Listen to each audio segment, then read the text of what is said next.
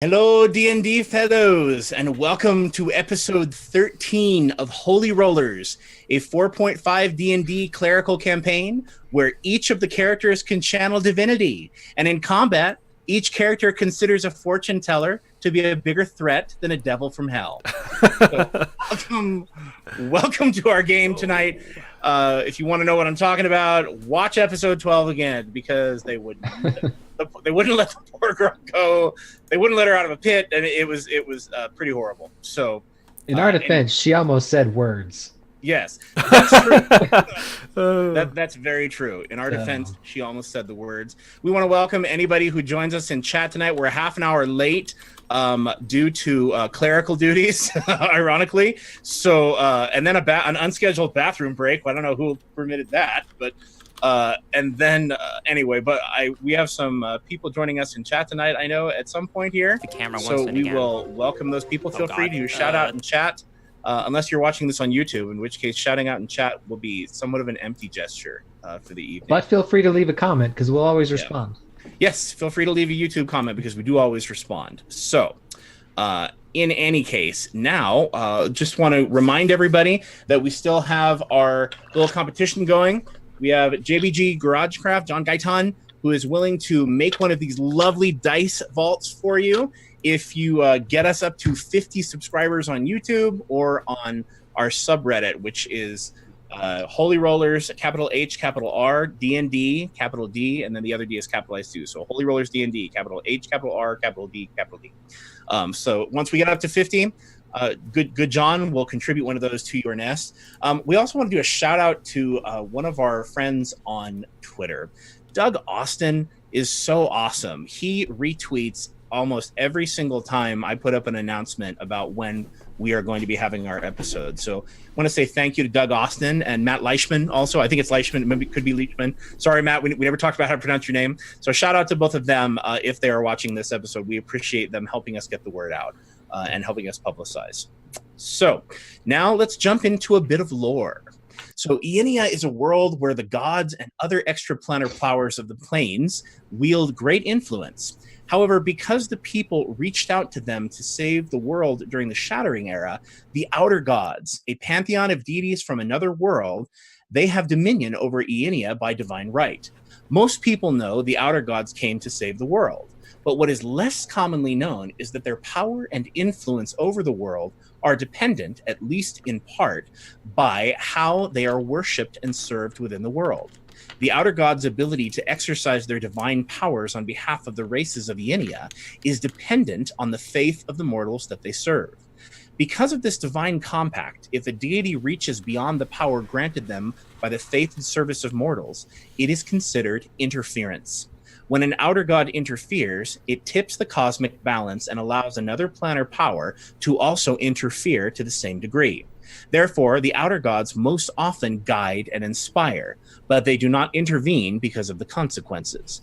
It remains to be seen whether the three mysterious Elder Gods are bound to the same divine law.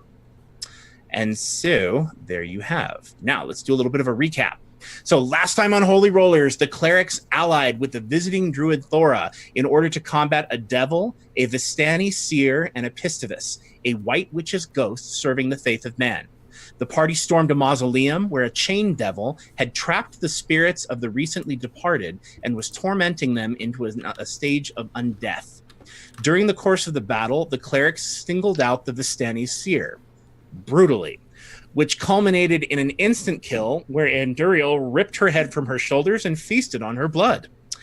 Gizik managed to claw the demon to pieces, and Lachlan repeatedly bashed about the White Witch, allowing Anduriel to take multiple attacks of opportunity from his running. Epistivus was forced to flee again, which he did easily as a ghost, running right through the wall. Upon using their combined prayers for the dead, Anduriel and Gizik managed to channel divine power to free the trapped and confused souls, and possibly allow Sigrun, the goddess of hags and souls, to make a deal with some of them. The party's sight was then drawn towards a corner of the mausoleum where a beautiful divine figure lounged on a fainting couch in a red sequins dress with a soft glow illuminating her form like a spotlight. Lachlan correctly identified her as Saint Delia Adira, the patron demigoddess of beauty. And she said to them, "Go ahead and look, my lovelies. It's worth a few moments of your time." And that, my friends, is where we shall pick up. That is what Saint Delia Adira says. Go ahead and look, my lovelies. It's worth a moment of your time. And then she just kind of leans back on the couch and smiles at all three of you invitingly. And she either waits for a response or she just gives you a moment. I guess I should roll a perception check then, huh? Well, how closely do you want to study her, and what do you want to study? Because she is spilling out of that red sequins dress. More if I can tell if it's I don't know. She kind of appeared out of nowhere, right? So there's got to be something going on that's not. I mean, great. She's who she is. Great. But I want to kind of see if if I notice anything that would tip me off to how she got there. Okay, then you want to make an insight check. Let's see what you are able to perceive beyond just your eyes. That is a 15. That is a 15. Okay, so with a 15, I will tell you that you perceive Saint Delia Adira as having divine blood of some kind. So she has some kind of divine blood that is easily perceived, and that the light that is coming down over her is made up of that same divine light. And so you are overcome almost in her presence. You feel like getting closer to her would cause you to be able to feel that power radiating off of her even more so. But the power and the light that are radiating off of her they're easily filling the room, and it's kind of like you get a sense of her power because of the way it fills the room. Lachlan, I want to approach her and then kneel and look right at her and say, "My lady, you are more beautiful than I could have imagined." Okay. She looks at you and she goes, "Good answer, my boy." And she says, and she gets up and she looks over at you, and she gets up off the couch, and she's wearing this red gown, completely out of place in this dirty and old mausoleum, all this dark gray stone. But she looks like she's completely at ease. And she just puts her hands in front of her and says, "Well, now, you've given me the once-over, and who can blame you? Now let's have a look at each of you." Lachlan, she walks past you and she pats you on the head. And it's strange because even having her pat you on the head is somewhat tittillating. And it's strange because you're like, I didn't know my scalp could do that.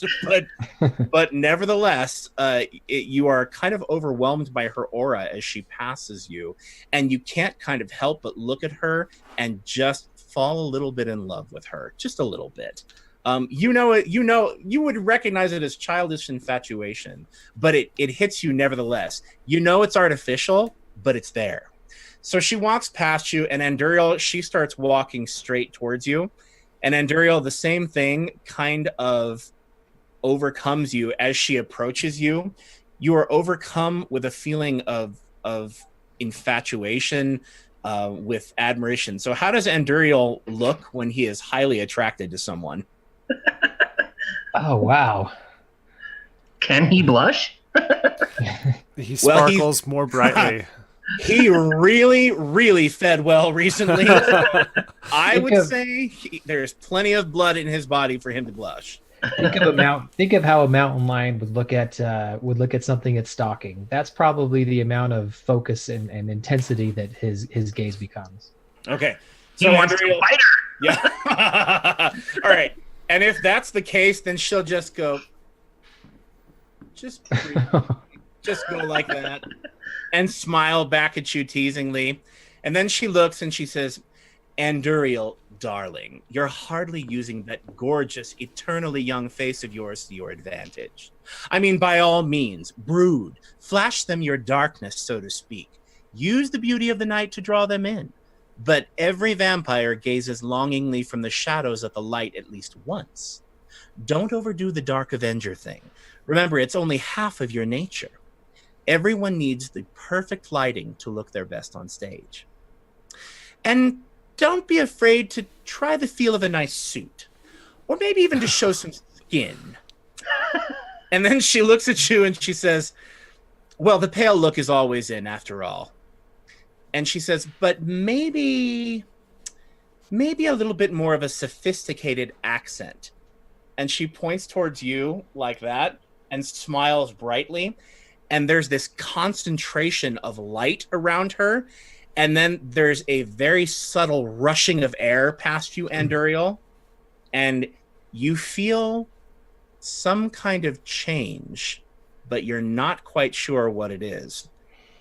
And she looks at you and she says, yes, that's perfect. That'll do. And then she looks over and walks past you. You can speak if you want. Anduriel's probably just taking everything in for a second. Okay. That's perfectly acceptable. He's going to have to speak in a minute. I was hoping to hear the new fancy accent. Yeah. Well, golly, thanks. Well, Cletus, ain't she the prettiest thing you ever did? Well, you thought it straight out the park, didn't you? Yeah. Well, we'll have to see what she does. Yeah, okay.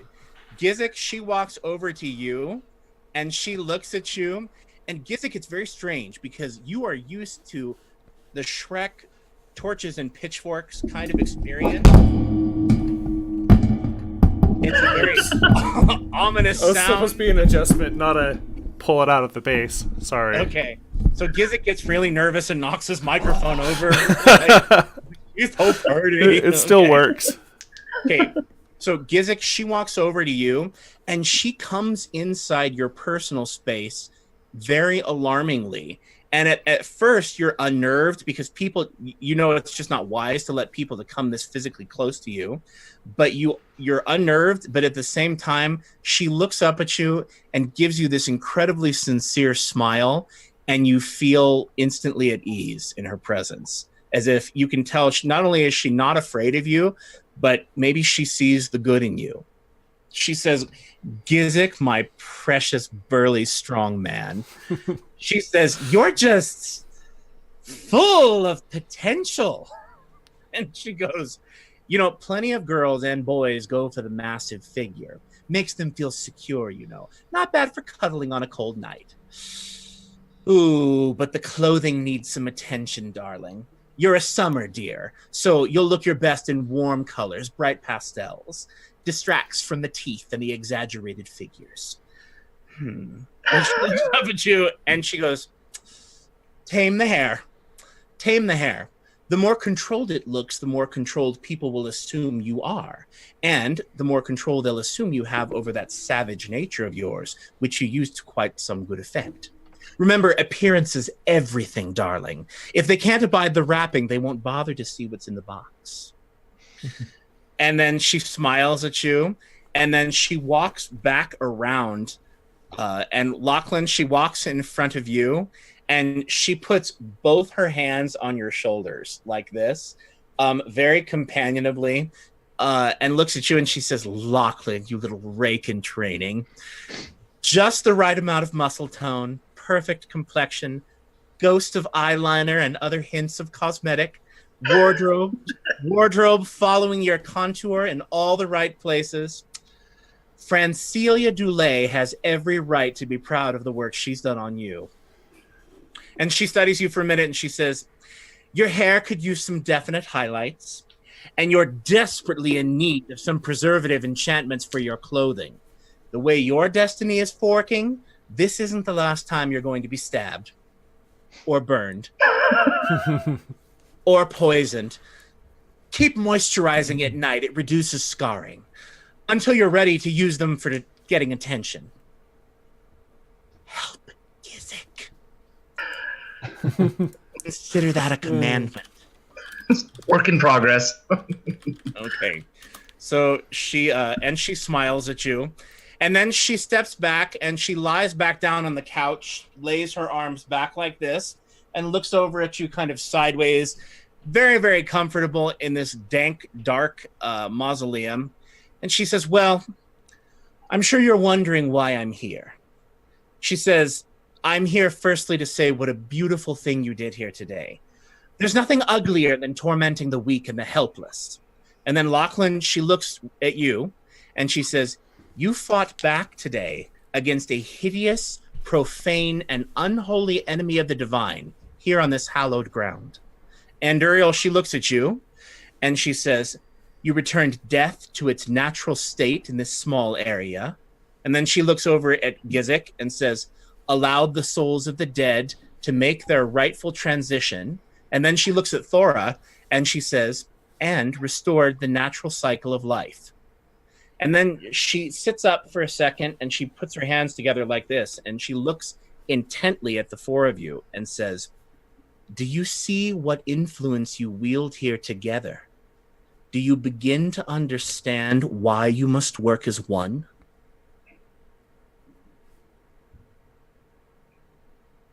And she waits. If you're not capable of speaking, it's fine. But no, we do have some synergy. Okay.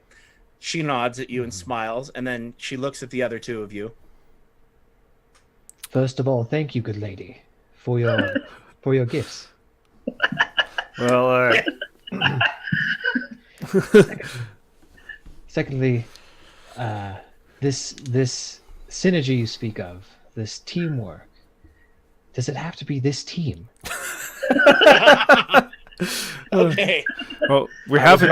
I was rather hoping, for possibly someone who would understand me better, who I could work with easier. But you see things more clearly than I could ever. She says, my dear, people will come and go. And she says, but it's precisely because of the differences of the people that you're working with that you are finding the success that you are finding. Well, we haven't died yet. You can't say the same thing for our enemies. Okay, she smiles widely at you, Gizik, and she says, that is an excellent point. Lovely. And she says, therefore, I am also here to offer you a reward. I am bid to answer for you a single question, to lift the skirts, so to speak, somewhat, on the grand conspiracy that's preying upon these Eastlands, as you call them. So go ahead, converse amongst yourself, and be wise, for I can reveal to you a single detailed secret, but no more. Speak with each other. I'll wait. Okay. All right. She leans back on the couch, and all of a sudden, there's a wine glass in her hand. Like, where it came from, like, who knows? But it's there. It has some golden liquid in it, and she's just, like, sipping from it. All of a sudden, palm fronds on her. She looks, beautiful place to relax. Well, fellas? One answer, that could be powerful. Yes, as long as the bard doesn't use it to find out what product she uses for her head. Bard probably knows already. I don't think she needs product. She's beyond product. Yes, quite. Well, what would you ask of her? Well, we need to stop these people. It might be too broad of a question to ask how we stop the faith of man, but or an answer so plentiful that we would be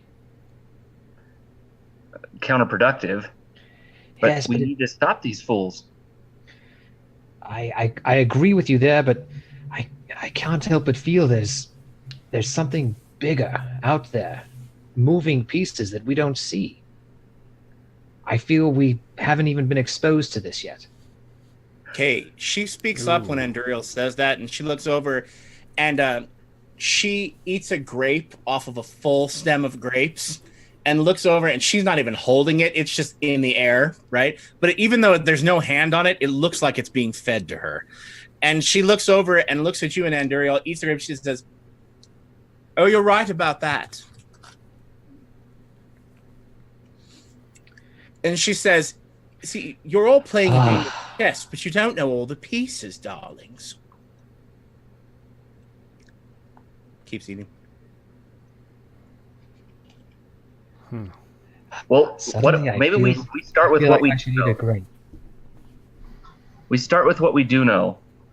We know that the faith of man is working with red caps. That in and of itself is odd, because the red caps are fey creatures, and we've only met one elf, and the rest have been seemingly human. They're working with demons, or not demons, but a devil. So they're either they've got devil and fey. Maybe we want to know. I mean, even if we knew the big baddie behind them or the big boss, does that question get us closer to stopping them? What if we stop the king?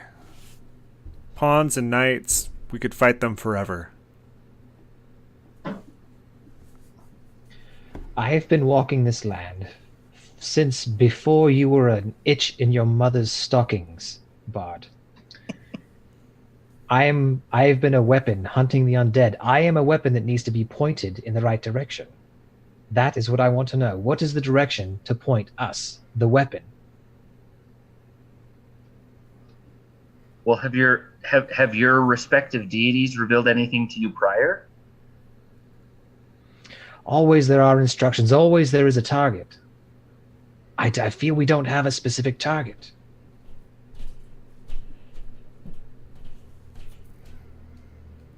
Maybe we should ask her what we should ask her. But that would be our one answer. There you have it. Lachlan wins. Game over. All right. You say that, Lachlan, and she goes, "Oh, don't be idiotic." I jest.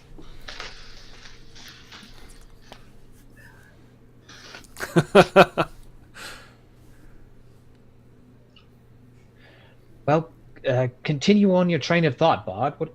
What would you? Well,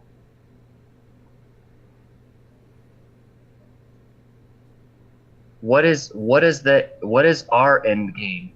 To stop the faith of man, to restore Bestera? I don't worship Bestera. I mean, she's a lovely goddess, but none of us serves her.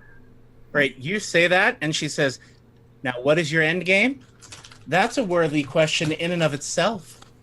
And then she looks at Ender and she says, "However, I'm not sure it gets you any closer to solving your problems. It's not a target, is it, dear?"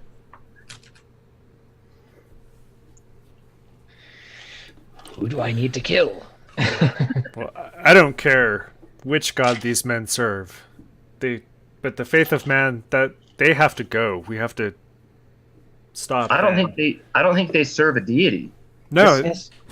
Epistovus was a witch. No, but if we take out the faith of men, whoever is left will follow whichever gods they will. I don't care which gods they follow. Maybe we should ask a question related to the fortunes we got from the Vistani.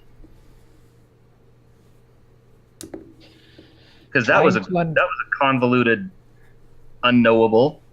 Trying to unravel the riddles within a Vistani fortune teller will take more than just one question and one answer.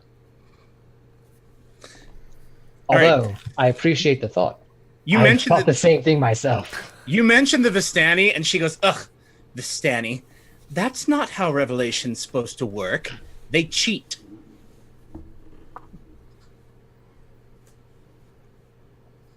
The faith of man seem to be a known quantity for us. We know they need to be destroyed. We know they need to be taken out. What we don't know is who is guiding them. They're too stupid to act on their own. They're too stupid to have this thought of domination. We need to find who's pulling the strings and go in that direction. Yeah, who is this high one they keep mentioning? high one. That's How many midichlorians does he have? They're off the scale. Do we have any Star Wars geeks in chat? Are there any fellow Star Wars geeks? Like I think all four of us love Star Wars. I'm just curious. Not seeing any. Anyway, let us know. If so, all we need to do is bring sand. Okay, so you say that, Anduriel, and she goes, "Ooh, now that's another good question. My goodness, how will you ever choose?" Eats another grape. There's also, I can't help but think that the three of us are not enough. And obviously, even if we knew the target, if the target is some archdevil or some archfey or some witch coven or something, the three of us aren't enough. Maybe the question we should be asking is what we should do to inspire the faith of others to like, I guess, lead people to throw off the chains of the faith of man themselves. That's interesting. And I don't necessarily disagree. Ogre, Beast. It's Anduriel. Ogre, you mentioned you want to find out who the king is on the chessboard. I couldn't agree with you more. That would be my vote if we were voting. If this was some sort of democracy of morons. That would be my vote.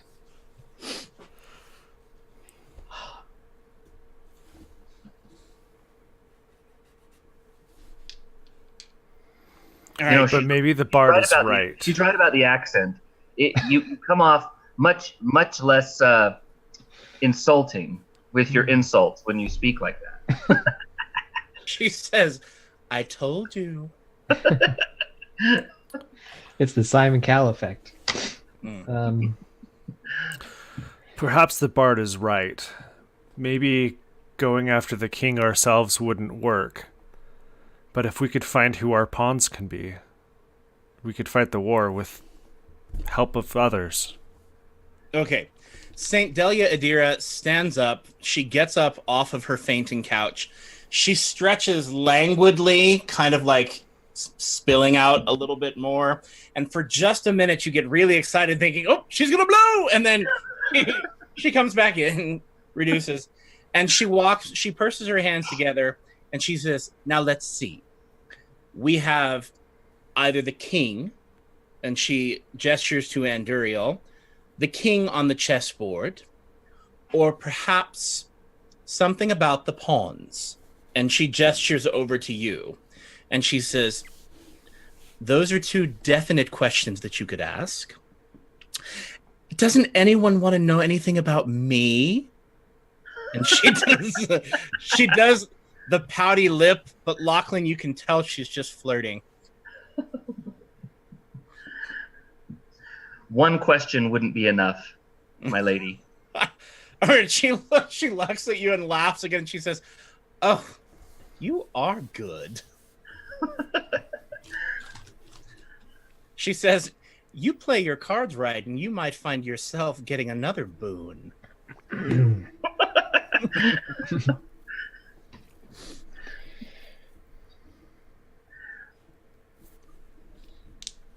All right. She looks over at you and she says, well, we've got 2 votes on the board. Is that your final answer?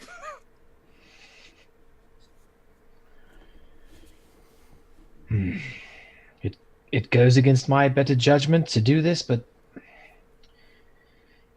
if you two feel it's so important to find out the pawns, I can get on board. Well, it's not so much that, I mean, we kind of know some of the pawns,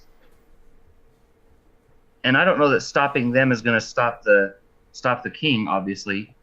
It's more that I worry that we're the pawns on the other side.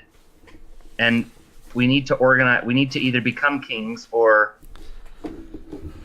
get the aid of kings to be able to fight. Okay, Lachlan, she stops you for a minute, and she actually puts her fingers, her red, perfectly lacquered nail, over your lips, and she says, "My dear, haven't you ever played the game of houses before?"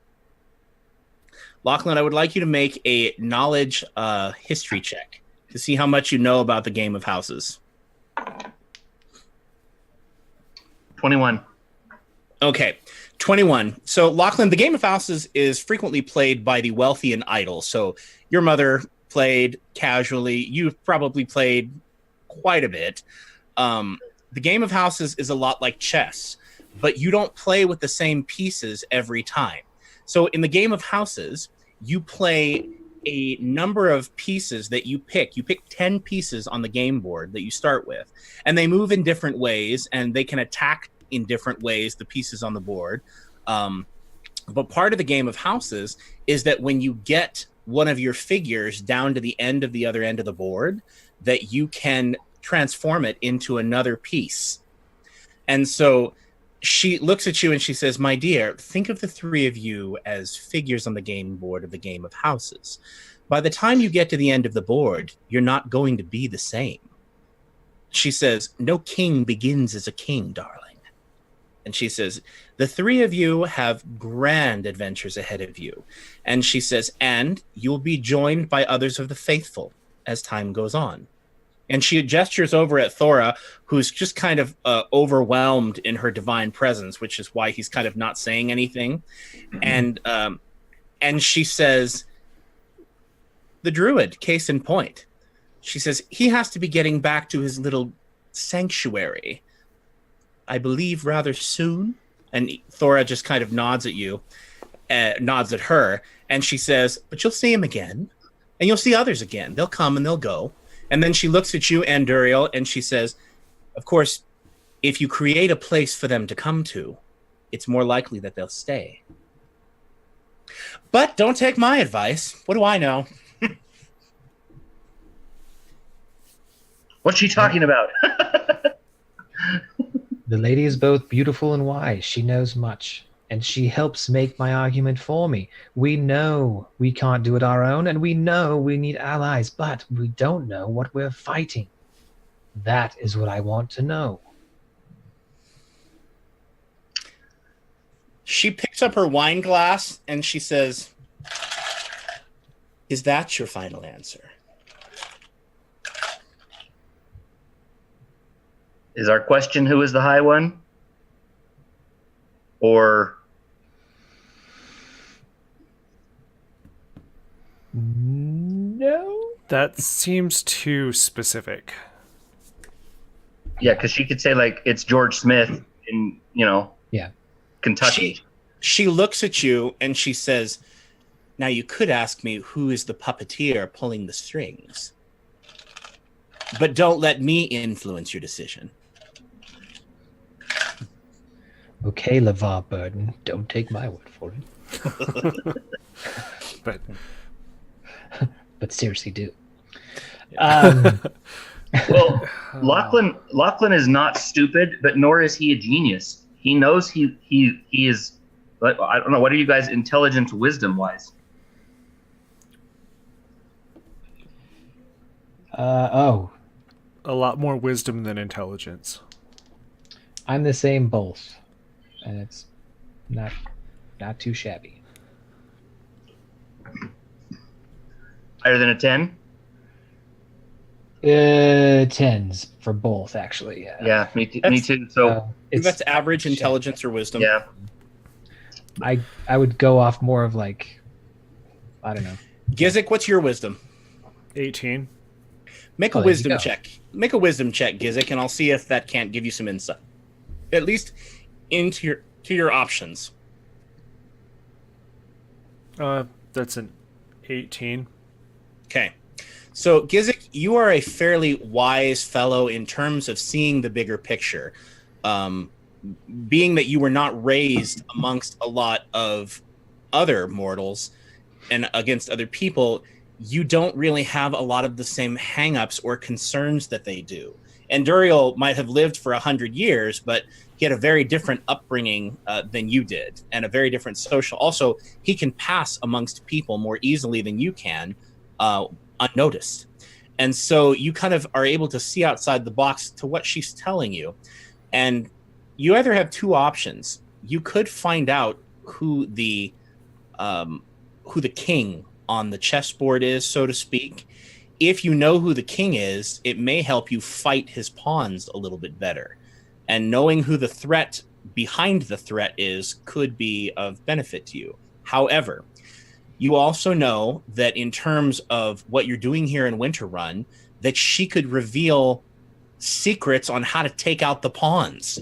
She could advance your cause in Winterrun, which will eventually hurt the king in the long run, or at least upset his plans here.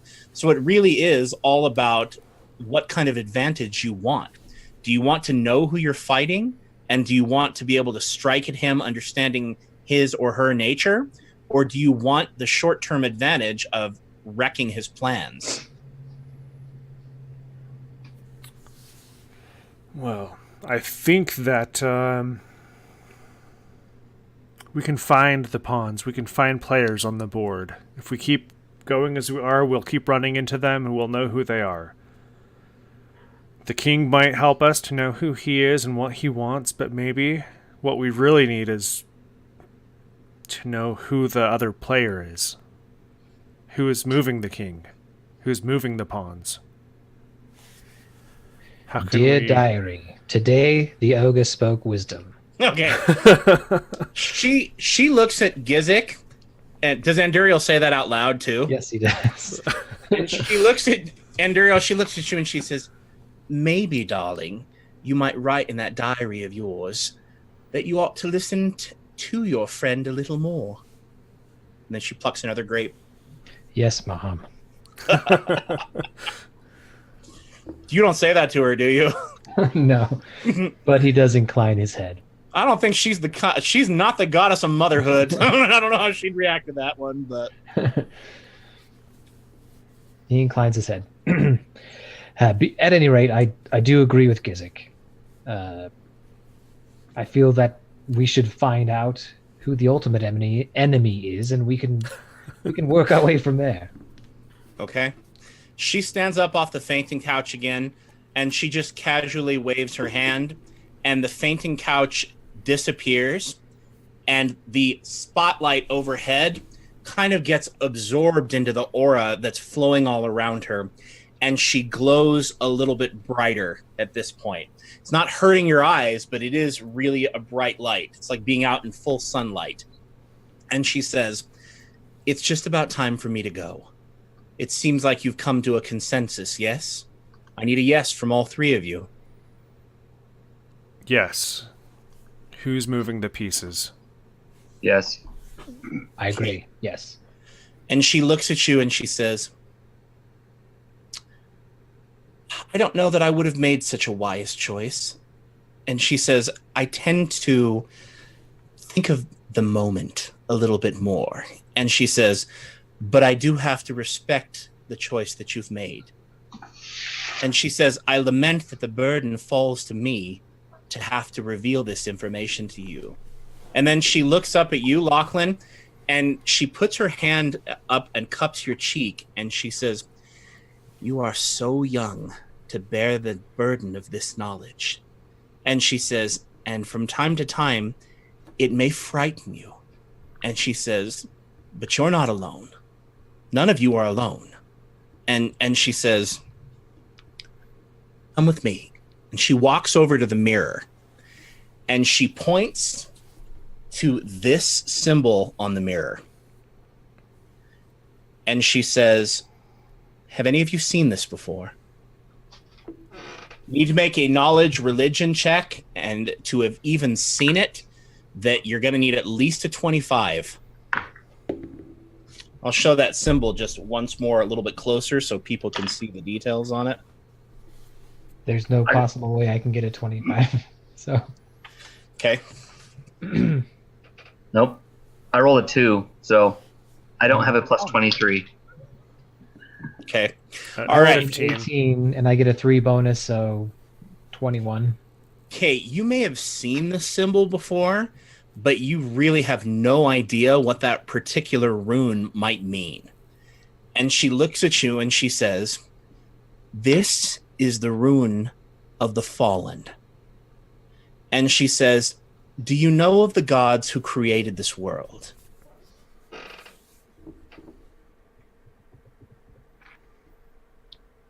That's a knowledge DC 10 religion.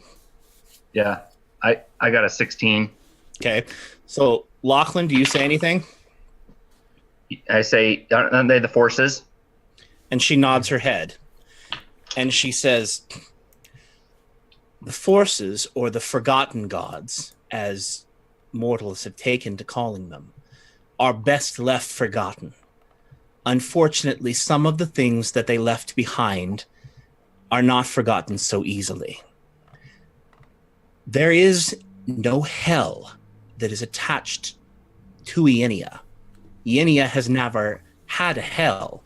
You may have read or studied about Beator, about the 9 hells, even about the god of sin himself. I won't speak his name." And she says, "The forces, the forgotten ones, had their own hell. It was a prison domain within the far realm. It was called the Magra Marosh." And she says, in order to protect that prison domain, the forces, or the forgotten ones, placed 7 archangels to stand guard as sentries. And she says, their power was immense, and they were invested with greater power still in order to be able to guard that prison. But the forces miscalculated. When they placed their hell inside the far realm, those warping, twisted energies of corruption, of chaos, twisted those 7 archangels until they fell from grace, which is something that did not happen until after the forces disappeared. She says, now, I don't know everything about it, and I don't know that it's necessarily important, but what you should know is, though Ienia has no hell, a hell is growing for Ienia. Those 7 archangels have deposited themselves within the previous astral realm of the Forgotten Ones. Their goal is to slowly corrupt it and turn it into a hell for your world. And she says, they are making a play on the chessboard, so to speak, for your world. They've each begun compacts, alliances, and each one of the 7 archangels, or devils, archdevils you may call them now, each one of them has different alliances. And she says, the archangel who has recently besieged this republic is Navariel. He is the fallen archangel of pride. And she says, surely you've noticed it in the magics of the foes that you've faced. He is calling himself the High One. And the faith of man is perpetuating his lie, that he is, in fact, a god. He is no god. He is a devil. He is a fallen. And she says, and it is his purpose to drag this world slowly but surely into hell itself, to the hell of his own making. She says, he is the puppet master, and he has alliances. Among his alliances are one of the demon gods and one of the archfey. I am not permitted to tell you their names at this time.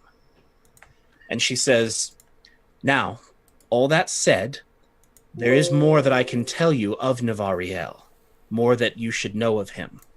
She says, before each of the archangels fell, you might say, they had dominion over a particular facet or sphere of influence. And she said, Navariel was the archangel who was given leadership of, she says, of the archangels in this hell. And she says, if you Give me 1 second here. I am opening up a document so that I do not misquote. Okay. She says, Navariel was considered to be the leader of the archangels. He was the archangel of unity. Now in his fallen state, he has become the champion of that which is opposite. And so he has dominion over pride and things of that nature.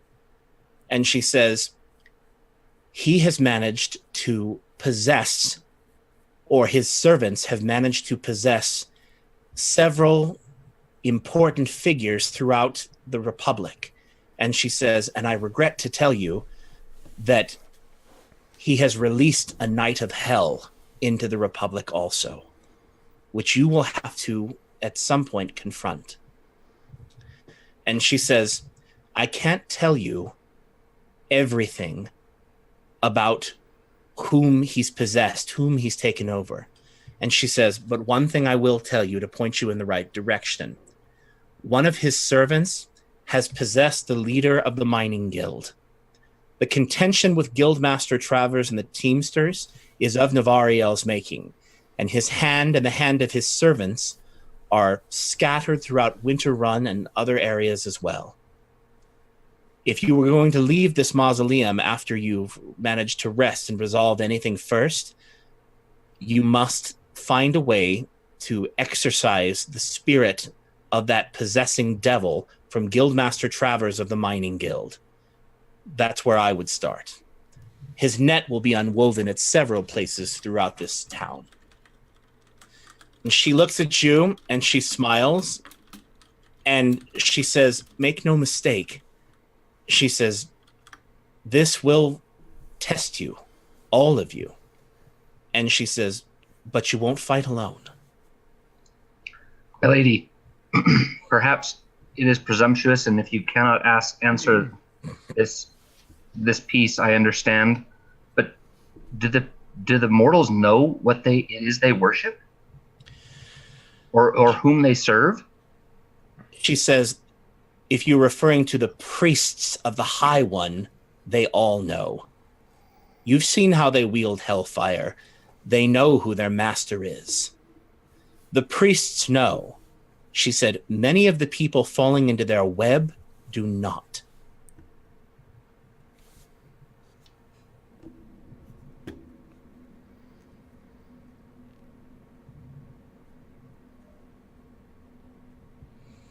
Okay.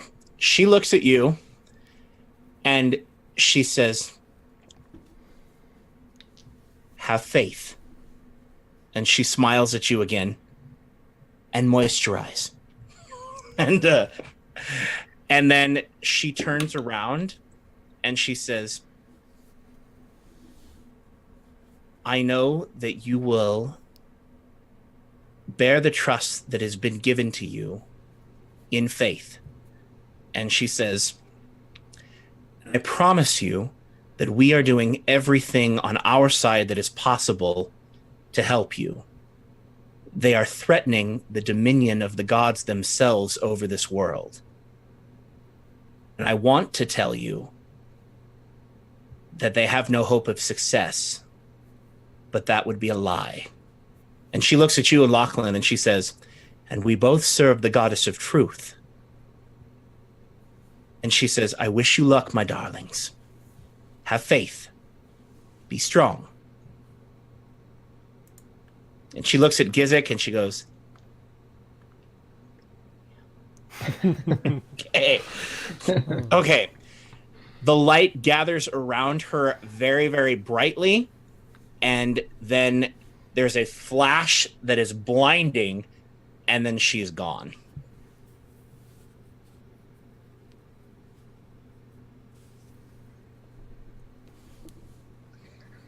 Wow. And you can't help it. She leaves, and you're just a little bit sad. I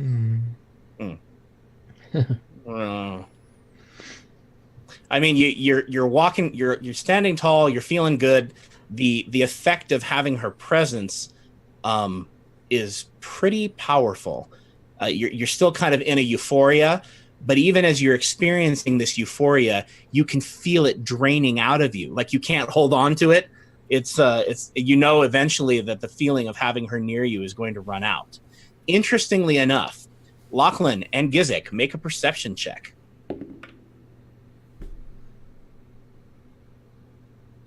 14. 30-20. Ooh, okay. Gizik, you notice that the light that fades as she vanishes kind of seems to scatter strangely. Lachlan, you notice that some of the light that scatters around Anduriel. And for just a minute, you look over at him and he looks like he's either absorbed some of that light and has an aura of his own, or you're looking over and you feel like some of the light clung to Anduriel naturally, but it does fade after just a few moments. He's still hot. I told myself I'd never sparkle. You didn't sparkle, you shined. There's a big difference. It's not the same. Very different thing, I accept. Just avoid the moisturizer with the glitter in it. Never, sir. Okay. So the three of you are kind of left standing there. I will remind you, you're all pretty worn out and drained from the fight.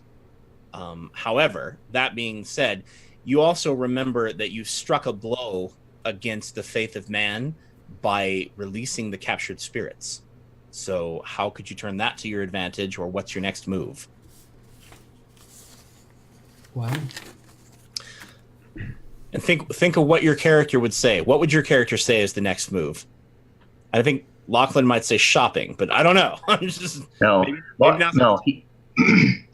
We need to publicize what's been done here. People need to know. The people need to know what that the dead have been put to rest, and that about the chain devil. I don't know how much they'll believe, but they could come see for themselves that the dead have been put to rest. But if they don't know, then if they don't know it was us, then it's another chance for the faith of man to take credit for stuff that they didn't do. We can let the faith of man take credit. Let the world know that they're hiring the chain demons. They're causing the problems in this town. We need the faith of man not to take credit for beating the chain devil. Oh no. What if we okay, seek out some of the soldiers that we confronted and ask for them to come here and see the aftermath of what has been done, and let Thora and the halfling upstairs, or no, he's not upstairs, but the halfling down at the church, kind of let them be our marketing people. Yeah. Well, I will remind you that you passed two of the Just Blades who were guarding the entrance to the cemetery. So you've got witnesses close at hand, unless you would like to go for more or different witnesses. We'll just go to the gate. Surprise, we're here on the inside. Come check it out. we should let ask Thora if he'll go back to the church to fill the church in on what happened, and see if he can get the halfling to come and speak on our behalf about the attack by Epistrophus and the Redcaps on the church, while we go talk to the Just Blades. Well, Thora wants to go back to see that his animal messenger has managed to contact Brother Havernell, the halfling. His name is Brother Havernell, you halfling racist. He's not just the halfling. Okay. Hi, man. All right. He's like, hey man. Everyone is what they are. Yeah. So, go tell the pack. Go tell the pack. Okay. All right. For those of you who do not know, he is not insulting little people. That's from the movie Willow, which I just bought or got for Christmas, incidentally. Great Fantastic. movie. Love it.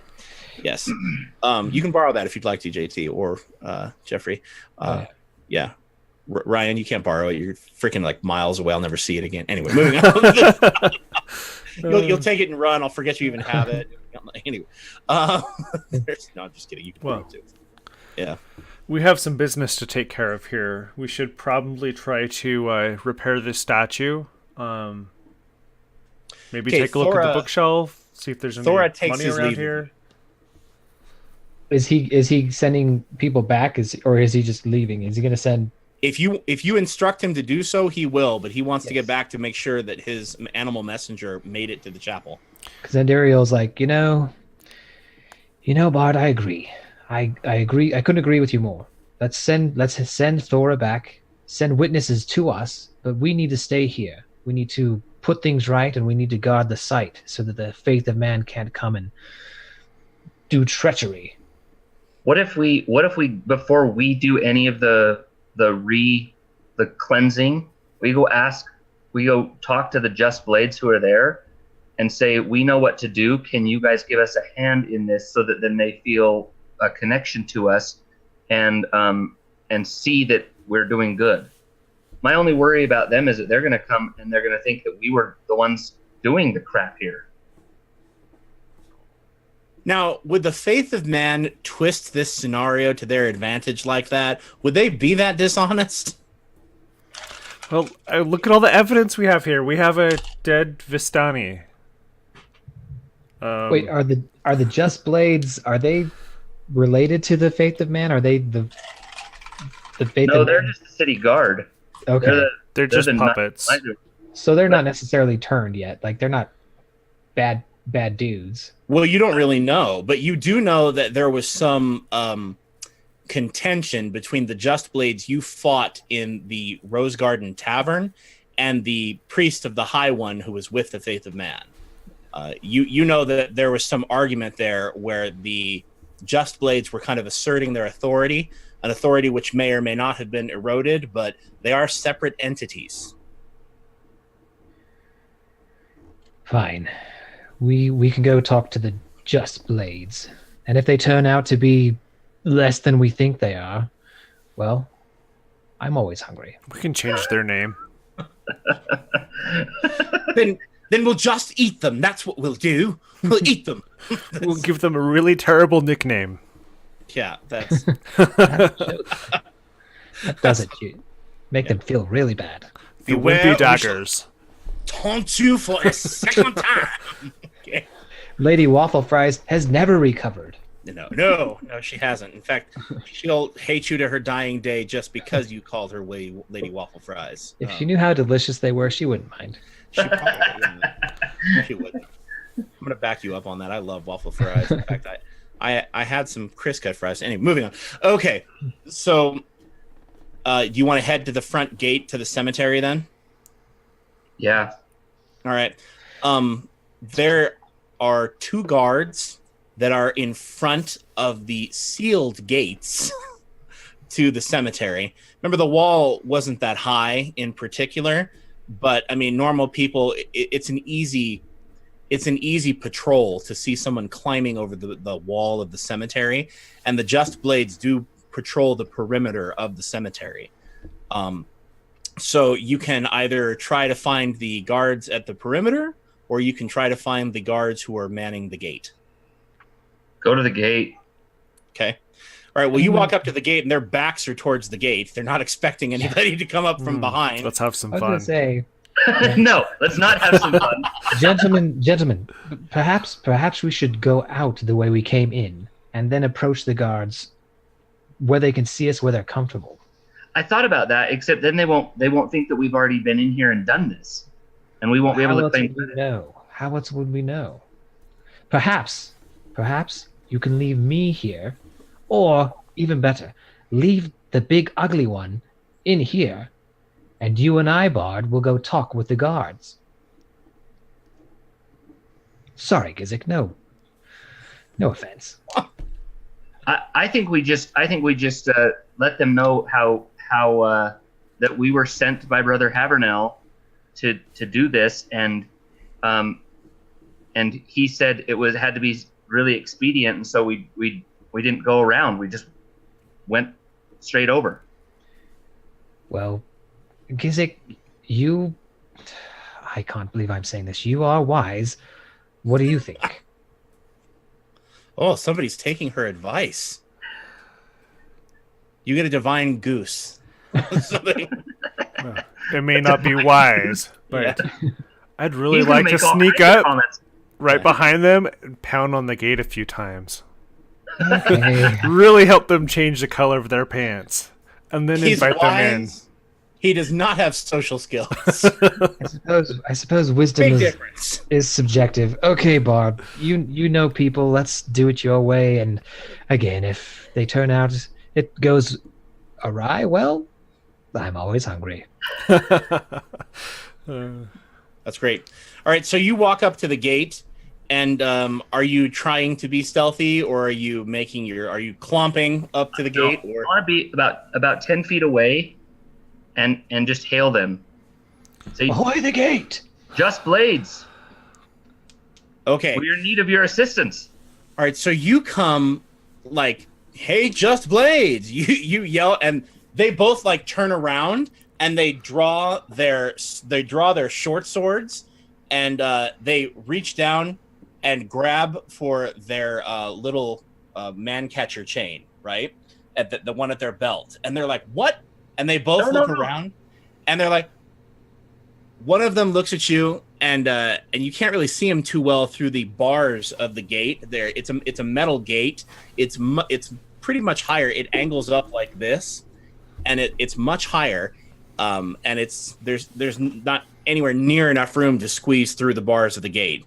But he can see you, and he goes, "What are the three of you doing inside the cemetery? Are you crazy? Don't you know the dead walk?" We've been sent to put them to rest and have succeeded. We're here on the commission of Brother Havernell of the church. Are you with the faith of man? Oh no, definitely not. No, we worship. Says, well, we serve the goddess Sindel. Yes, whom do He we does. worship? Whom do we serve? Okay. He goes, "All right. Goddess of love. I'm gonna make a knowledge religion check and see if he knows who Sindel is. It's not high, but okay, he knows who Sindel is. He says, "You worship the love goddess? What are you doing in the cemetery with them?" He said, "No, my companion is an expert." He says, "One of my companions is an expert on spirits, and the other is an expert on laying the dead to rest." All right. But we have just faced combat with a chain devil who was holding captive the spirits of the dead, which is why they have been unable to rest. But we need your assistance in restoring the place, because they defiled the mausoleum. Will you help us? While you're explaining all of this, one of them goes, "Pierre, open the gate! Open the gate!" And so presumably Pierre pulls out this pretty big, key and starts opening this heavy lock on the gate. And he opens it, and get the gate open, get it open. So Pierre gets it open, and then he, the other Just Blade comes up to you, and he says, "I'm sorry." He says, "That's quite the fanciful tale, but you can't be in here." He says, we've been ordered to keep everybody out of the cemetery for their own good." He says, "Perhaps your tale can be investigated later." He says, "If you'll just come with us to the mausoleum, everything will be clear." He says, he says, "I can assure you we are priests." Okay, the other Just Blade looks up and he says, "Oh, I'm not going in there." "Are you crazy?" The one that sounds French is a coward? Okay. I'm just wondering here. And, It's just like an observation, right? He's just observing. Or is he the wiser one not to go in the cemetery? Oh my gosh. Okay. Moving on. So No, I say, We need to do something priestly. Oh, good idea. Does one of them have a paper Please cut? do not sack the soul or whatever. Like possess one of these guys. Okay, you could try to talk him into it. If we kill one and then put their soul to rest, and say, you could make a diplomacy or a bluff check. Well, I definitely want to make a diplomacy check and say we are not novices to battle. All we want you to do is come and see that the deed has been done as Brother Havernell sent us to do, and then he says we will protect if there's need to fight. We are prepared to fight and die to protect you. Okay, make a diplomacy check. That's not bad. That's a 24. Okay. So he looks at you like in disbelief, but he looks over at the other Just Blade and he says, Auguste, it's at least worth checking out. And Pierre looks over at him and he says, we have our orders. And he says, it'll be our heads if the three of them die wandering the cemetery. You can tell they're both pretty concerned about what their orders are. And then Pierre looks back and he said, or Auguste looks back and he says, I'm sorry, but Pierre is right. We're going to have to ask you to leave. He says, would if I were to run back to the mausoleum, would it be within your orders to chase after me to make sure I stayed out and then you could see for yourself? He says, I don't want to get you in trouble. Okay. You say that and they both kind of look like, I guess we'd have no choice to chase you, but all right. I run. Okay. Lachlan bolts. Okay. All right. So Pierre looks at Auguste and he says, well, don't just go after him. He's going to get killed. And then, I'd like to interrupt there and say, sure. The restless spirits are gone. There's nothing left here to fear but us. Okay. He looks at you. I'll walk back towards the mausoleum too. Okay. And Duriel, you going to try to smooth that over? Or are you just going to turn and walk also? I'm going to... You going to bite him? You just want to bite him? I'm hungry. No, I was thinking about doing an intimidate check. Well, depending on how you manage to do it, I mean, there are a lot of ways to intimidate someone. You could overtly threaten him, or you could just try to scare him. I'm going to try and scare him, but it's going to be okay. I'm gonna roll the. Is this going to be a Shaggy and Scooby, you don't want to wait here alone kind of scare? It's a 27. Okay.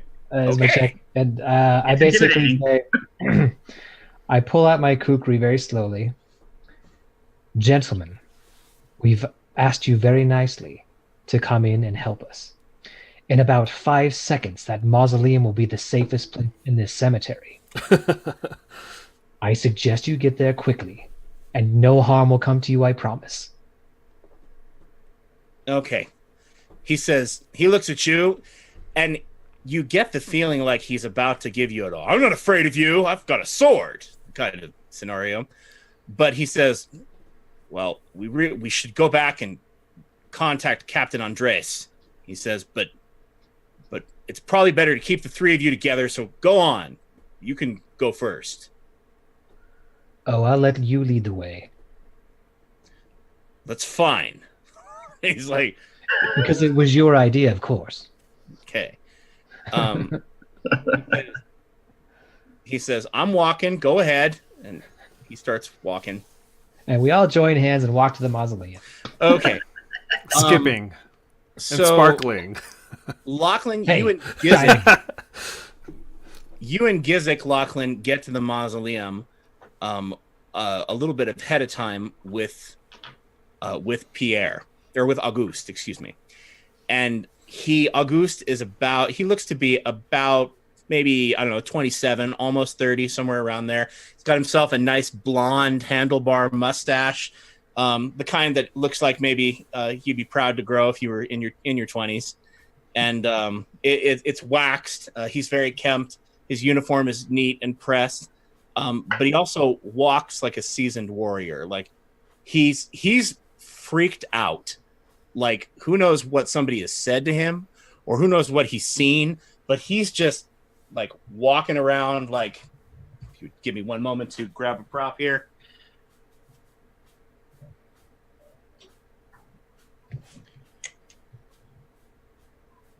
Thank you for your patience. He's walking around like 2 seconds with his hand on his sword, and like several times he's like, okay. Like walking like that, looking around, and for a minute there, as he looks around, he's like, doesn't feel the same walking through here previously. He puts his hand and he just kind of keeps it, but he lowers his sword a little bit, and he says, well, it's in the mausoleum, you said? That's right. And I just go in ahead of him. Okay. He says, well, no more running, you. And then he walks down the mausoleum and he's like, he draws his sword. And like I said, he's kind of seasoned. So he's holding his sword, and he slowly starts walking down the steps of the mausoleum. It is a somewhat gruesome picture down here. Okay. There are strange runic symbols that have been etched into the stone. There's this huge chasm in the middle of everything. I mean, there's just this huge chasm, and in the chasm there is a headless, bloody body, and there's blood just everywhere, absolutely everywhere. And he looks at it, and he looks around, and he goes, oh. And then he steps away from the chasm, and he says, what happened here? And he looks up at you, and he goes, what did you do? He says, well, there was a witch and a devil and an evil spirit. The evil spirit we weren't able to destroy. He fled. He was Festivus. We took care of the witch and the devil. But as you can see, they've defiled the goddess's statue here, and it's quite a heavy load. Could use your help putting it back together, setting the goddess right. All right. He looks at you, and he looks at the statue, and he says, "Aye, that's the first priority." He says, "But I need to look around here." He says, "Captain Andres is going to want to look around here also." I imagine so. It's a not whatever they were doing. Because their bodies are still there, right? The bodies that were attacking us. Mm-hmm. Do you mean the body of the Vistani, or the? No, the ones that were on the ground. Yeah, the ones that were like chained and attacked us as we walked past. Weren't they spirits rising out of a body? Those were spirits. Yeah, their bodies are there. Yeah. This looks exactly like it did in the chapel in Hollydale, where you saw the farmers on the ground, and their bloated corpses, and the farmer's wife's body had been tormented, and then she rose, but he didn't, and you managed to save his life. So it looks exactly the same kind of scenario. The bodies have been they're not all marked up, like slashed and cut, but they look like, bruised. They look like there are signs of trauma. But anyway, yeah. And he looks down and he goes, oh. And he goes, I know some of these people. And he bends down, he looks down, and he says, oh my gosh, Owain, Parnell, Renette. And he points to three of them and he says, all three of these people died recently, within the last month. And he looks around, and he's holding his sword still, and he looks at you, and he kind of just holds up his sword in between the two of you. He says, how do I know you didn't do this? He says, you recognize.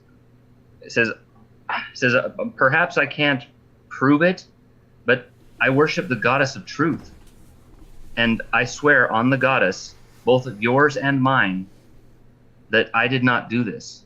There was a chain devil here, and he either served or was being served by this witch, and the bodies of your citizens here, their spirits were tethered to their bodies by the chain devil, and only when we slew him were they able to be laid to rest fully.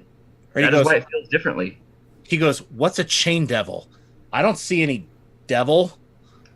No, when they are slain, they are sent. They don't die like a mortal. They go back to the hells or wherever they came from. Okay, Lachlan, make a diplomacy check. Let's see how persuasive you're being here as you make this argument. Oh yeah, that's a 26. Okay, all right. He goes, "That they disappear, into thin air." They're sent back to wherever they came from. They can only be slain on their native plane. Okay. He says, "Oh, sweet lady of protection," and he says, "How long has this been here?" How long have you been having problems with the restless dead? I would imagine that's about how long. He said, "It's been several weeks at least that people have been saying it." And he says, "I've seen things in this graveyard that would make your blood curdle." So, Anduriel, at this point, you've caught up with Pierre, and Pierre walks in and sees the bodies and has the same kind of reaction. He looks around at all the dead bodies, and he says, "Oh, by the Lady of Healing, what happened in here?" And Duriel's like, This is the fruits of the faith of men, sir. But if it's of any comfort to you, we've laid their souls to rest. That is why you don't feel the darkness. That is why you don't feel the unrest here that used to be pervasive. We've put them to rest, and we've defeated the evil that was here before. Make a persuade or a diplomacy check, please, Anduriel. Rolled out. Hold on. There we go. That is a 22. All right. Okay. Anduriel, he looks down and he looks up at you and he says, I'll not deny, just walking through the graveyard, it feels different. He says, but look at this. He says, look at all of this. And he looks down and then he goes over to the pit and he goes, oh! He says, her head's been removed. That's the witch. Yeah. Sometimes you gotta remove a head from a witch. Okay. Okay. And like he a says, nice cold ale, you gotta pop the top. yeah. Okay. He says, you were forced to cut off her head? Well, once you pop, the fun don't stop. Okay. Fighting evil is gruesome work. Now help me with this statue, if you will. Okay. So both Sir Auguste and also Sir Pierre, they look at you guys and they look at each other like, and then they kind of just look at each other and nod. One of them says, probably Brother Pierre, who is Brother Auguste, who is the younger one, with a handlebar mustache. He says, I don't think that, he says, I don't think that we should do anything before Captain Andres comes, but you're right. We must set the lady to right. And then he goes over and they both kind of pick up the head. So the two of them go to grab the head. You could grab the shield. Yeah, we'll grab the shield. Okay. Do you both grab the shield, or do you try to lift it yourself? Well, no, I nudge Gizik. Okay. Give me a hand, man. All right. Okay. So the shield's pretty heavy, but between the two of you, this is a smaller statue. You kind of set the head on, and then you set the shield on, and there is a brilliant flash of light around the neck. and the cement cut seals and heals over, and then a soft glow illuminates the entire statue. And both of them go, Did you see that? Okay. And they both kneel and they make the sign of the shield. And I mean, they look at you like they're nervous, but like they're kneeling in awe of what's happened. Is there a common prayer to Vestera that would be, like a Hail Mary kind of thing that would be common enough that I could know it? Yes. If you give me 2 seconds, for the sake of flavor, I can find that for you. Okay, make a knowledge religion check, DC. We'll call it a 30. I'll call it now. For you, Lachlan, you haven't grown up here. Natural 20. Okay, never mind. Okay. I know the prayers. Okay, yeah, you know all the prayers. Okay, give me 2 seconds here. Prayer, yeah, the prayer for the dead. Is that the one you wanted?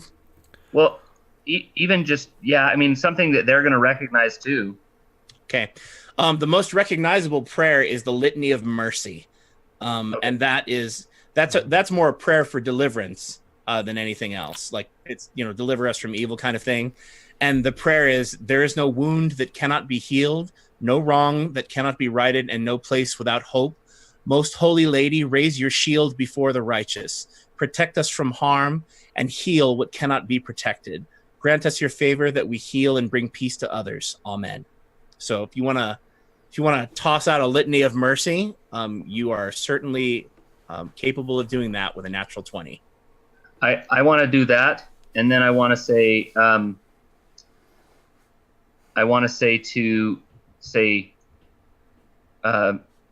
after I finish that, say, and Elder Goddess, heed the words of your servant in peril. As you once walked this mortal plane, show us compassion as we walk in your footsteps. Calm our troubled hearts and make us bold. Give us the strength to love as you would without fear.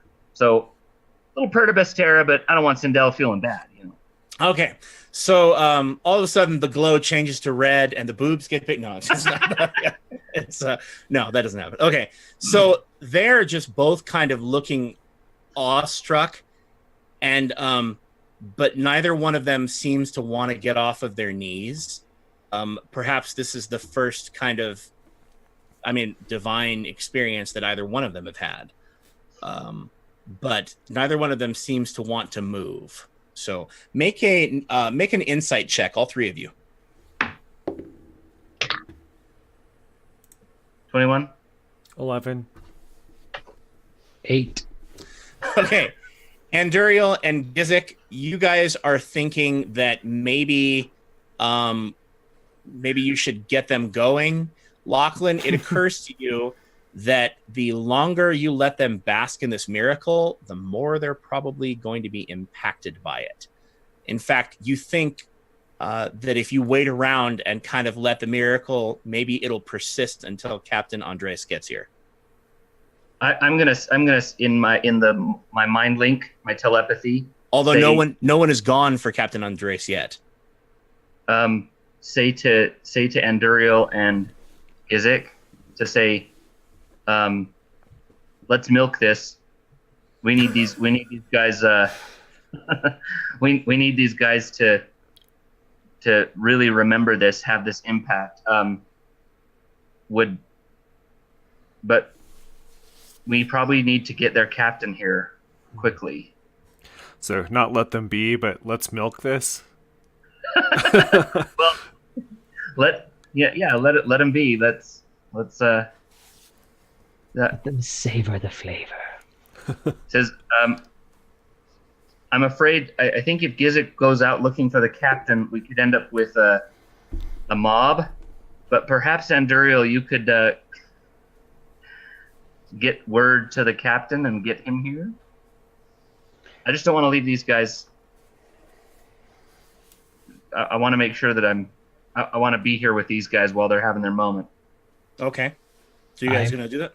Yeah, I'm capable of retrieving the captain. I agree with you. Yeah, and you don't need to drink him. Okay. But fine. But Why talk to him then? For being a bard, you're rather not a lot of fun. Okay. All right. So, Anduriel, all you have to do to get the captain is find another Just Blade and have them, make their way to the chapter house, right? So you know because you saw some of them on patrol around the gate that you just have to walk the perimeter, right? So you walk the perimeter, you run to get 2 of the Just Blades, and they will I know fetch the captain, I suppose. How much do you tell them? I think he would just tell them that the basic story. He's not going to tell them that there's 2 Just Blades in the mausoleum at that moment, just that something's happened and they need to go get their captain, and that the souls of the dead are now at rest. Okay. All right. They are both going to probably look askance at you, but it's kind of their job on patrol to investigate things like that. So one of them will go to get the captain, and the other one is going to ask that you probably take him to wherever. So, okay. So long and short story, he walks back, and he walks back into the chapel with you, Anduriel, and his name is Sir Sabian, and he walks in and sees the bodies, but his eyes are drawn to the statue, and he looks up at the glowing statue, and then he looks down at the 2 other knights, Pierre and Auguste, and he just kind of seems like, what just happened here? And he looks at you, Anduriel, and he says, I'm gonna need you to stick around till the captain gets here. I have no intention of going anywhere, sir. Okay. And so he kind of looks around, and then also kind of steps back, and like when you enter a chapel and somebody's speaking or they're performing a musical number, and you don't want to disturb things, so he kind of looks around, but everyone's kind of having a moment, so he just kind of steps back and is like, bows his head, folds his hands, is like, I don't want to mess this up, and kind of waits for the captain to get there. So it's not too long. It only takes about, I don't know, give or say about 15 minutes, when a slightly more formal looking fellow, a little bit older too, probably looks to be in his late 40s, maybe early 50s, with a kind of a thicker gray beard, little squat short haircut, comes in. Captain Andres presumably walks in, and he looks up at the statue, and he looks down at all the bodies, and he says, who can tell me what's going on here succinctly? And he just kind of walks the perimeter around the dead bodies to the edge of the chasm, and his eyes are kind of like just moving like a hawk, and his gaze falls to each one of you individually.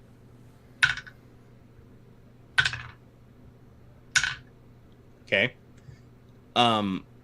And he looks at each one of you individually, and then he looks down into the pit, and he's not quite so shocked by what he sees in the pit. He just kind of grimaces and looks away. But then he looks back, and he forces himself to kind of stare for a minute, like looking everything over in the pit. And then he asks the guards, he says, what happened when you got here? And they just kind of fall all over themselves. Like Pierre and Auguste are like, we set this statue to rot, and then the cut on the head, heal over. And, he goes, and then she glowed, and we kneel, and the bard said the prayer, and look. and he says that, Auguste says that, and Pierre, it's like, makes the sign of the shield, right? And it's holy. We saw the whole thing, and then he looks down and he says, what happened before that? And he looks at the 3 of you. You want succinct? I gesture to all the bodies on the floor and all of the desecration, all the marks and everything, and I say, the faith of man, this is what they do. And then I hold my hand up to the statue. This is what we do. Oh, Gizik, make a diplomacy check with with greater advantage. Roll twice.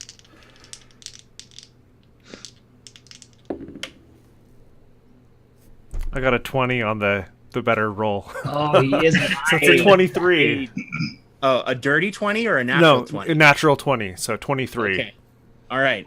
So, he looks up. Well, let's make an insight check on behalf of the captain. Okay. All right, he says he's speechless for a second. They're all a little bit dumbstruck.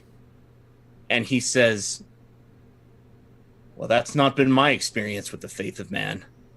They've been like a breath of fresh air or a ray of sunlight blowing or shining through this city. I like two metaphors, so I'm going to use them both at once. Okay. He is a captain. I can't even pick. Okay. So he says, do you have any proof? He says, sir, there's proof of that can be found at the chapel of Bestera, where one of the members of the faith of man, an elf by the name of Epistovus, led a group of redcaps in an attempt to destroy the chapel. We were there to stop it and then Brother Havernell told us about the unrest here and sent us here to lay the dead to rest. My companion, he motions to Anduriel, is an expert on such things. When we got here, we found a chain devil that had bound the spirits of your fallen citizens along with a witch. You see the remains of the witch. The devil we also slew and were able to lay the dead to rest. It says, I myself am a priest of the goddess Sindel.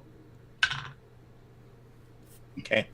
All right. He looks at you and he says,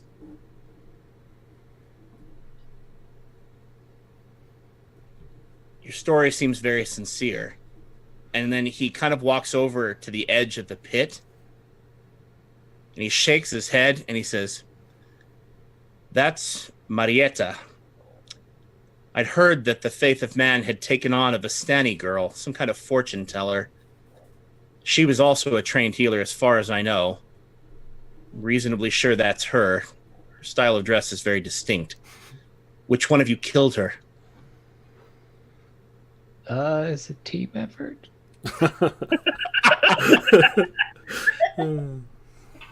Okay. No, Andrew. I was the one to take her life. Okay. He looks and he says, he says, in times like this, we usually would have called on one of the priests to speak with the dead to corroborate your story. He says, I don't suppose any of you are familiar with those arts. Well, now that you mention it, I'm a cleric of the god Naylock. I'd be happy to perform this sort of service for you if you would trust me to do so. Well, let's see how well he knows the history of Naylock in the church. And lucky for you, he doesn't know too much about it. Okay. All right. He says, the death god. He says, and you can summon her spirit? I don't know. Okay. That is ritual magic, and I'm pretty sure the only one here who knows ritual magic is Gizik. He knows the brew potion ritual and one other, correct? Nope, brew potion. Just brew potion. Just okay. brew potion. Brew potion. So none of you actually know that. There is the possibility that Brother Havernell can do it, or Thora. That's what my thought is. He says, rather than take our word for it, perhaps one of your local priests would be a better,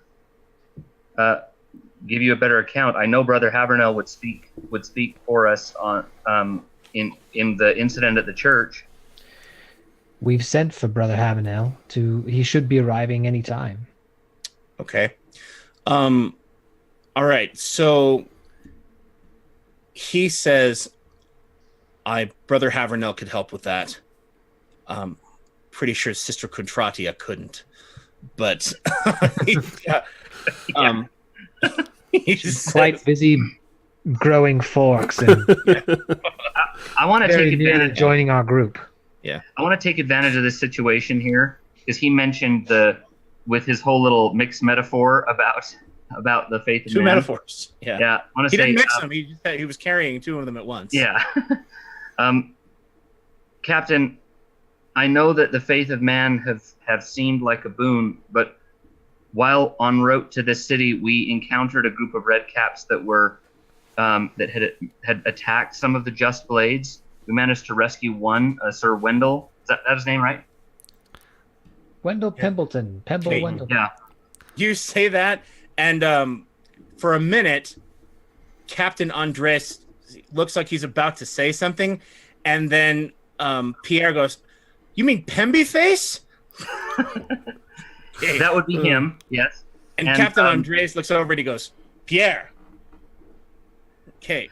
But it was apparent in the situation that the Redcaps were actually had been hired by members of the Faith of Man to make it so that they looked like they were able to save the day.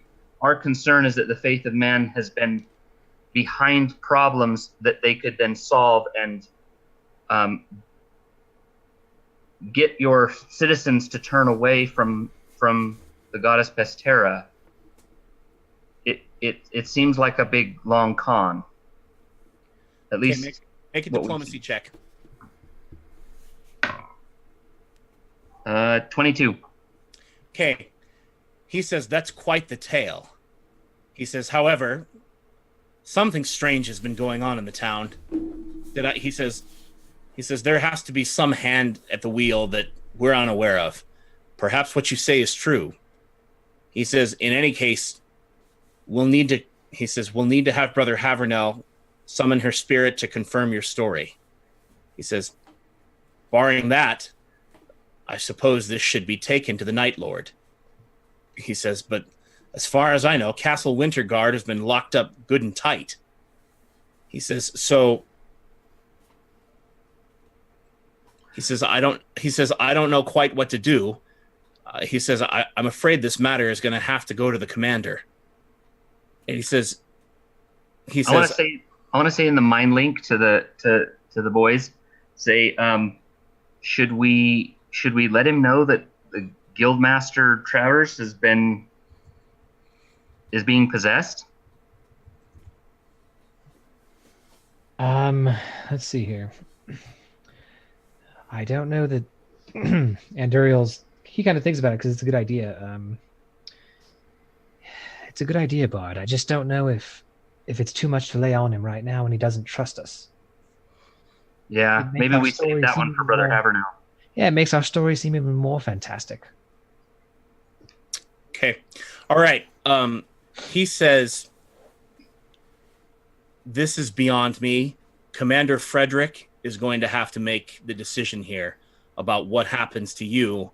And this, he says, until we can hear from the Night Lord. She says, this requires the involvement of the commander and a decision by the Magister. He'll hear your case whenever the castle opens.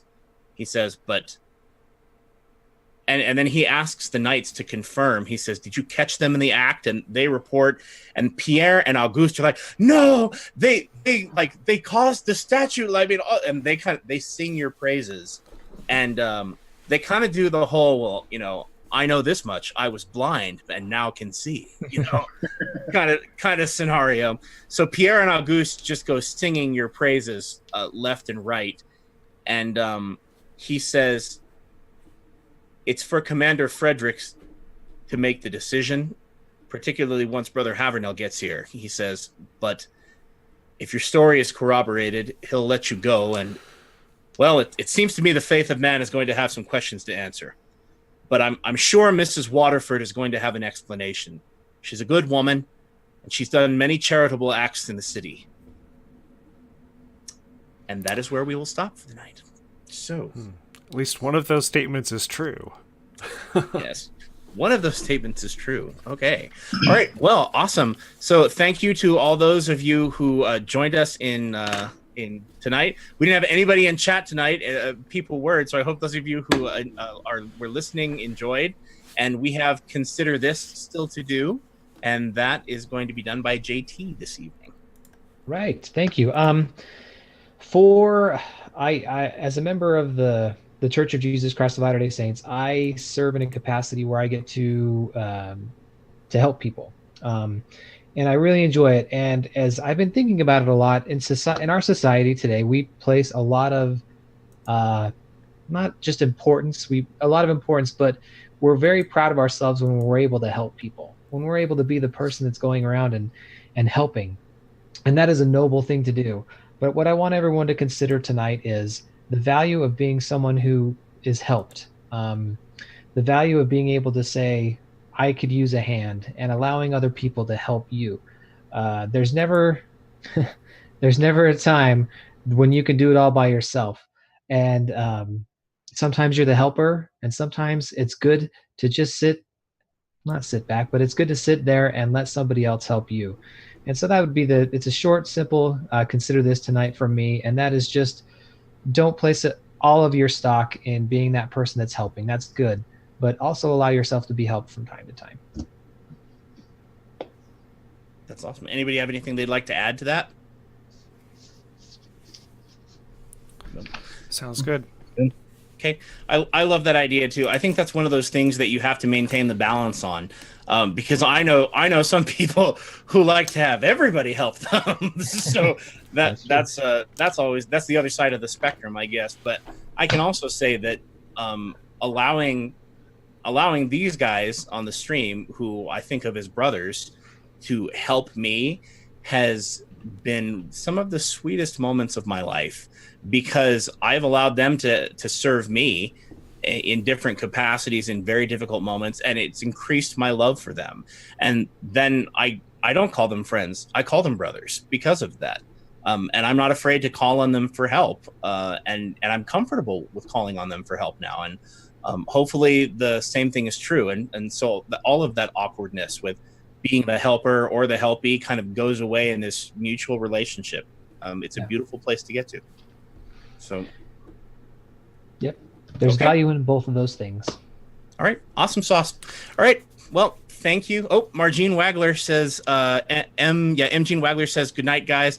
Thanks for joining us, Jean. We're hoping to see you very, very soon, yes.